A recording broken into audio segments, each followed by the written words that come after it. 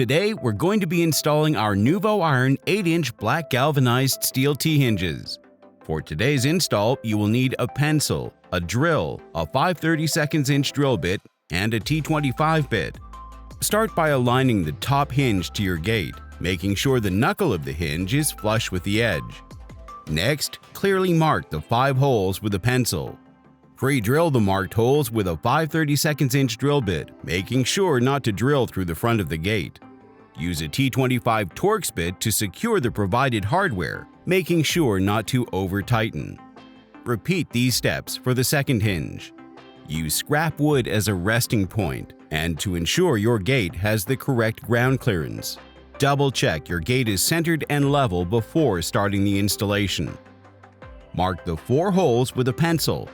Pre-drill at all 4 pencil marks using a 5/32 drill bit, making sure you don't drill all the way through the post.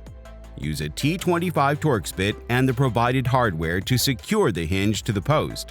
Repeat these steps for the bottom hinge. Remove the wood guide. And that's it! You've successfully installed our 8-inch black galvanized steel T-hinges. Visit nuvoiron.com to learn more.